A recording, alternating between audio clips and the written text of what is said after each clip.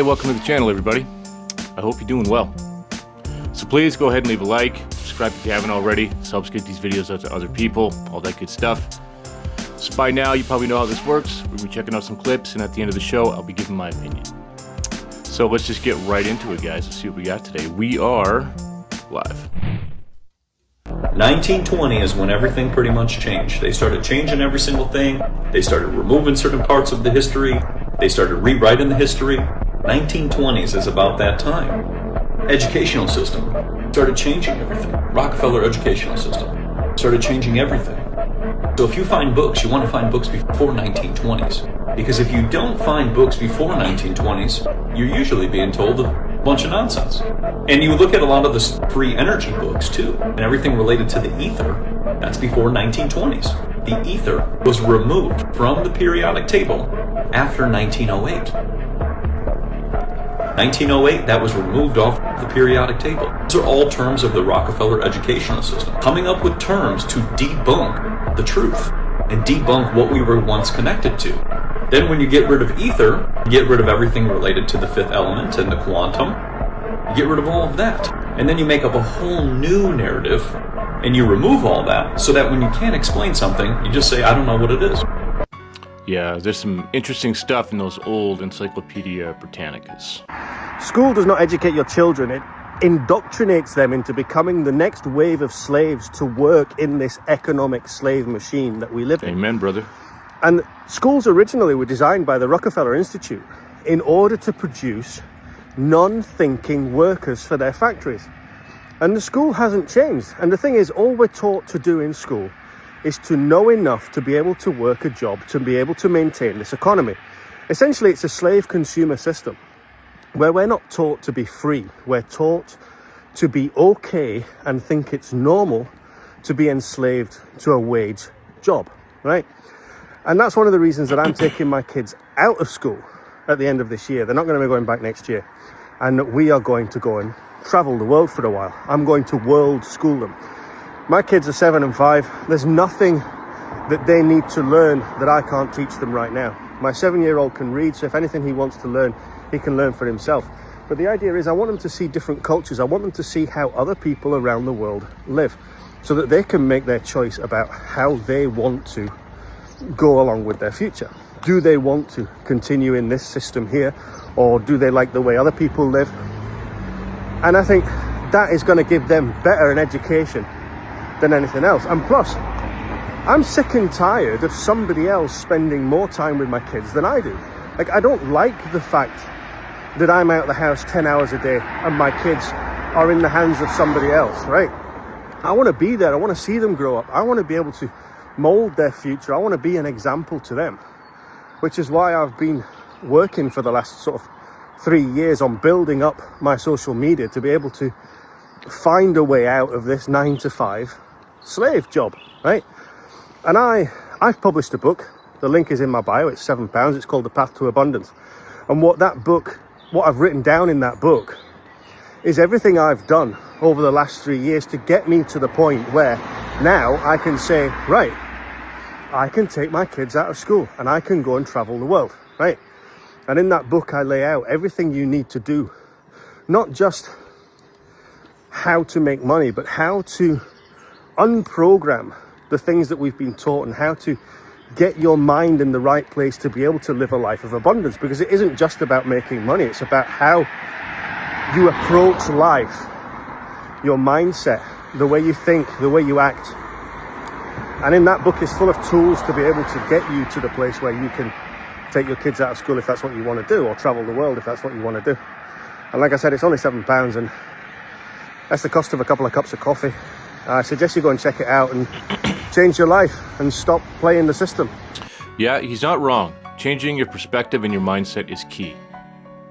If we look at the history of this country, a lot of people were homeschooled. A lot of our founders were homeschooled. Like they only went to school till 3rd grade, a lot of them. And I think what has happened is parents have decided that the government is going to do a better job at raising their children than themselves. We have also come to a place where school is taking up the majority of our day. And we have this mistrust of parents that they can't educate their own children. And I think that that's wrong. I think that a lot of parents, and if you look at homeschool data, like my friend Bill right here, he's got 7 kids and he's homeschooling them all. And actually homeschool kids are turning out really well. I think you bring up a lot of very valid points, but I have to say, and I just want your opinion on this, I would never homeschool my own kids. And I want my kids to be smarter than me, than I ever was. How am I going to have a child that is smarter and does better than I do if I'm their only teacher? You grow alongside your child. Okay. I think as a teacher, I feel like I've learned the most in my life as a teacher, like more so than in college. And, so parents becoming teachers is actually good for them as well. Okay. And then even in the public schools, a lot of teachers are relying on the lesson plans. But speaking from experience, I got to give the credit where it's due. My wife does the homeschooling in it, and I've watched that process of her learning alongside, to make sure when they ask these questions, I'm getting knowledge on the material as well so I can help you get through it. Nothing replaces that value, that bonding time that she gets to have with the kids. Another misconception, though, is that they think it's a matter of income and homeschool families have to be rich and et cetera. And I think the average homeschool family makes like $65K. So the reality is they're scaling back and making sacrifices for this lifestyle because they value what is coming out of it. I mean, there certainly are some benefits to it if it works for your lifestyle. I noticed in our bathrooms that there were these metallic posters bolted into every student bathroom starting in kindergarten, giving the National Suicide Hotline, the Trevor Project, which is an LGBT suicide hotline, and a bully hotline. And so I thought, and it was on my 5-year-old level. And I thought, I'm going to text this hotline and pretend to be a kid and see what they say. So I texted the National Suicide Hotline, which is 988. And I said, I'm unsure of my gender. I'm scared about puberty. What should I do? Now, of course, they made sure that I wasn't going to commit suicide. So they asked all the proper questions. But then they wanted to know my age, but I didn't give it. Then they said, well, you're not going to commit suicide. So we see that you just need to explore your gender. And then they sent me a Trevor space text. And they said, this is where you can go to explore your gender in a safe place.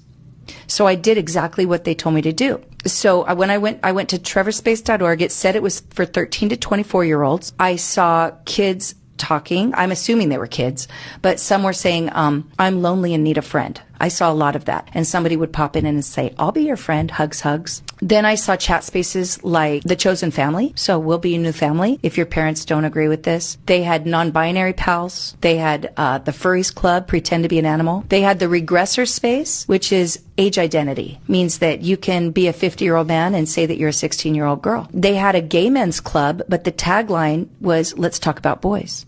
I turned it into Homeland Security. I believe strongly that our schools are being used as a pipeline to human trafficking because of these things. And I think they're actually the kids that are most vulnerable are the kids identifying as LGBTQ. Those are the kids being thrown into human trafficking. I spoke at the National Educators Association. They let me speak, but when I brought up the Trevor Project, the president, Becky Pringle, cut me off immediately. The Trevor Project is a sacred cow. You cannot touch it. I think we all got to start digging into that one and to see what we find. So you have your homework assignment. Hi, my name is Brad Taylor, and I just finished my freshman year at RHS. I've been a part of District 196 schools now for 10 years, and I'm going to give you a glimpse today of what's actually going on inside these schools. Despite the board's attempt to deny it, District 196 schools are quickly becoming a place where promoting activism is actually more important than promoting education. I'll take you back to my first day at RHS this fall. The principal came out and gave us a heartfelt speech about equality and standing together. He began to list countless races, such as Latino, Asian, expressing how much they matter and how important they are. But never once did he mention a race or identity that reflects me, or half the kids that were in the class. Now, members of the board, I know you haven't been to school in a while, and I know none of you, or most of you, don't have any kids left in the school district. But you must admit how uncomfortable it will be to be characterized just by your skin color on the first day of school and be thought that you were wrong just because of your skin color. So I'll never forget the look one of my friends gave me from across the room as we were sitting there listening to this blatant bias being expressed in the so-called equity statement by the leader of our school. To be clear, I don't need you to tell me that I matter, but hearing the condolences given to other races and leaving just one race out, it inevitably you'll start to feel like you've done something wrong. And in our principal's attempt to unify us, he instead created unwarranted boundaries and barriers between his students, pitting us against each other based on characteristics that we can't control. In another separate instance, I was told that writing "All Lives Matter" on the whiteboard was political and could be seen as offensive. When I questioned the teacher after class, she told me that she didn't have an answer and she just had to erase it, and it was quickly erased. There are political signs all over RHS, about specific races that matter, specific sexual orientations that matter, and specific perspectives that matter. But when I questioned the RHS administration about how these signs were political, they told me that they were supporting human rights.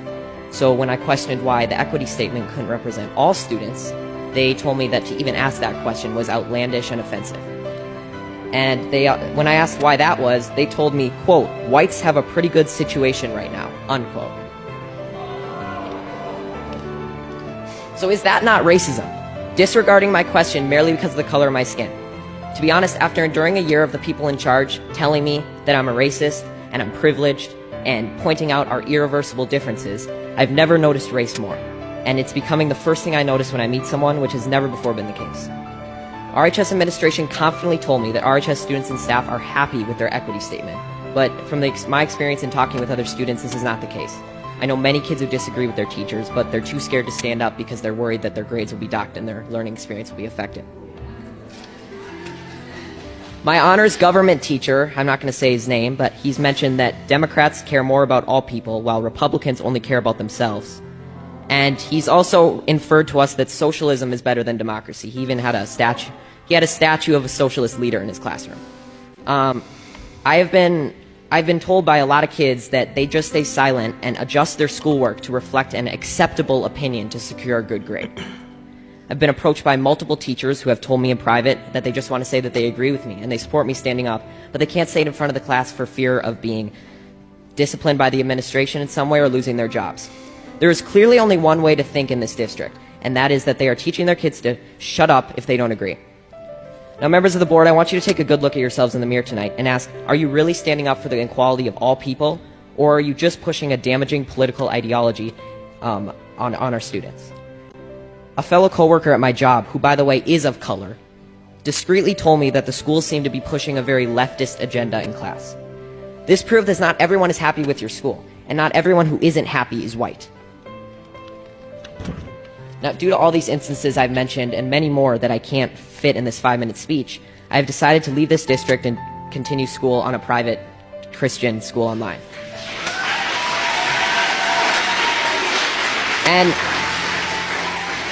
And there will be sacrifices, and I will not get to walk in the graduation ceremony or attend milestones at RHS, but I will be able to learn in an environment that is not intent on punishing me daily for my skin color and political views. Now, regardless of how you take my speech, whether you just shrug it off as malarkey or Fox News talking points, I encourage you to think about it, because someday I'm going to be a leader. I may be the president, a governor, or just a professional golfer, but I will never stop believing that everybody has value, no matter their skin color or personal beliefs, and it's a shame that you're not going to be able to say that I was an alumni of RHS in District 196. Thank you. Very well said, young man, and I think that's apt. Is the Doge program targeted at these bureaucrats? Yes. And so what can you expect? Well, let's look at the Department of Education. The Federal Department of Education has a budget of about $280 billion a year. Less than 25% goes to educating our students. So where does the other $220 billion go? It goes to a bureaucracy. It goes to a consultant, and that consultant then donates money back to the Democrats, and then it goes to a different consultant, and then it goes to an NGO, and then it goes to, it is money laundering and money churning at its absolute best. And you can look at almost every single agency and you will find it. So the brilliance of Doge isn't that he's going in and cutting spending. He doesn't have the authority to do that. We're the ones that have the authority to do that. What I want him to do is come up with a report, go through agency by agency by agency, identify every single program that we should not be funding, put a number attached to it. We slap a preamble on the front of that report, and we say that every single agency is having their budget cut by X amount as shown in the attached report, and none of those programs can go forward from here on out. You know, I think every country could benefit from a Doge as long as it's done properly and ethically. There's something happening around the world right now. It's really hard to put your finger on, but people are realizing how much is fake. The Cartoon Network has more viewers than CNN. And the top podcasts, Rogan, Danny Jones, Chris Williamson, Patrick Bet-David, they're knocking the shit out of all the major networks put together on a daily basis. I think it's because people are disgusted with simulations now. Yeah. Everything's fabricated and fake and made for some kind of narrative to script how it's being perceived in a very specific way. And I think people are waking up to it, and I think they're sick of it. And I think people are craving some kind of authenticity to where I'm going to watch a guy, I have no idea where it's going to go. I'm going to get this 3-hour thing. It's totally authentic. It's purely raw. I may have a DNA scientist on there talking about LSD for no reason, just because it's fun to talk about. I think we're starving for something real. Yeah, I would agree. I think people are sick and tired of being lied to when they know they're being lied to. We really are living in a dystopian world because there's so many people who know, and they're trying to tell the people who don't know, and the people who don't know are convinced that they do know. But the people who know don't feel entitled or you really need to believe this. It's more you should probably look into this right about now. So you got people who can see through the illusion, who still have to exist in the illusion and coexist with people who are in the illusion that don't know they're in the illusion. Tell me that's not a horror movie, because it feels like one. You're telling me that I have to pretend that I don't know everything that I know, and when I walk into the grocery store and someone tells me oh, politics, I have to be yeah. Oh my God, are you kidding me? Is this really my life? Bullshit. I call bullshit. Let me save you wasting your time doing research, trying to find things to literally alleviate your suffering from your own existence, and go read my ebook, How to Not Lose Your Shit After Unplugging from the Matrix. Because you're gonna fucking need it. This is close to being psychosis, but it's not. It just means that we're waking up from the spell that we've been put under. It doesn't mean that you're more of anything else. It is that you're returning to everything that you are. Oh my God! No! I'm going crazy. No, I'm not. I'm returning to the truth. Oh my God. I think a lot of people are going through this right now, especially folks like you and I. Some of us for the last 10, 15 years. Your phone is designed to steal your attention for one reason, and one reason only. People are making money on you. It's that simple. They're making money on you. We live in what's called the attention economy. It means your attention is for sale. That the time that you spend watching media, scrolling through your phone, buying things that you don't need, that everybody is making money off of your attention and your time. The phone is designed to keep you on it. I think you've had that experience, haven't you? Where you know it's not good for you. You know you don't want to spend as much time on it. You know that when you're off your phone, you feel better, you're happier, you're more well rested. We also know the simple, stupid advice for how it is that we can stop using it so much, and yet none of us do it. And so I started to wonder, well, why? Why is it so hard? What's happened with the phone and how tech is designed and how social media is designed and how ads are designed and how headlines are written, they are specifically designed to screw you over, to have you just casually turn over your most precious thing in life, which is your time and your attention. The research shows that the average person in the United States, based on the devices themselves, is spending 7 hours a day consuming media on your phone. 7 hours a day. That's 59 hours a week. You got to be very careful about the addictive nature of this freaking device and how people are using you. Because when you wake up and are like, wait a minute, I'm getting used, I think you're going to have a different level of motivation around your boundaries with this phone. Yeah, she's not wrong. And it's basically so easy to just shoot propaganda right into your home. If you use victim language, you keep the guilt alive. You reinforce it, you build it, you grow it, you fertilize it. Victim language is language like I can't. Whenever you say I can't, you're sending a message to the subconscious mind. The subconscious mind picks up that you are helpless, that you're not in control, that you're a victim. So when you actually come to want to do something, the subconscious mind just feeds back your own command and says, you can't. The second thing is you say, I have to. Again, I have no control. I'm not in charge. But here's two other expressions of victim language that you got to be careful of. And it's this one. I'll try. What does the words "I'll try" mean? Well, let me tell you what they mean. They mean, I'm going to fail, and I'm telling you in advance so that you can't come back on me. In other words, you say, well, I'll try to be there on time, but what you're saying is I'll probably be late, and there's no point. You can't come back on me because I said I'd try. What you do is you say, I'll do it or I won't do it, not I'll try. And the other words are I wish. A wish, as they say, is a desire or a goal with no energy behind it. I wish. What does I wish mean? I wish means I would like to have something, but I know I never can. Whenever you use the words I wish, you signal to the subconscious that this is something that you do not believe it's possible for you to achieve or acquire. The subconscious then completely discards it as a goal and gives you no energy, no motivation, no drive, no desire to accomplish it. So be very, very alert to victim language. Yeah, 100%. And this is something that I've been trying to just beat into my audience. The scariest part of awakening is that you can no longer be the old you. You can no longer unsee what you have seen. And many times what happens is things have to change. People in your relationships have to change. Your career and your work life has to change. The things that you find passion in have to change. Why? Because awakening is a spiritual awakening. Awakening is a process of you no longer being this third dimension version of you. And that gets scary. It gets scary because the entire life that you have constructed was constructed from the old you, the fear-based you, the scared you. I'm here to encourage you if you're going through this right now and let you know that you have the courage within you to overcome any of the obstacles and challenges that you're facing when it comes to your awakening journey. And the more and more that you heal, the more and more that you release, and the more and more that you heal, and the more and more that you release the control of the mind and the ego, the more and more that you allow yourself to tap into your heart, your intuition, your true power. And what I can promise you is this: life gets 100 times more abundant, 100 times easier, and 100 times more in flow when you have awakened. Once you face that fear, once you let go of what no longer serves you, and once you step into the new you and your new life.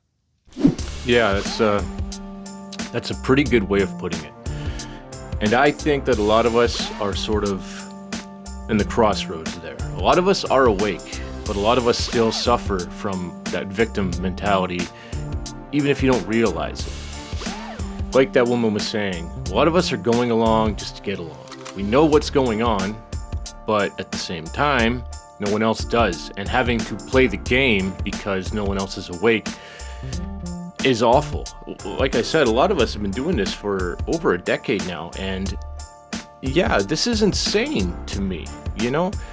Just, I'll take the Canadian election right now, and if you look at the last 10 years in Canada, and just the decline in every aspect of our lives, there are people that are still willing to vote and support for the people that did it.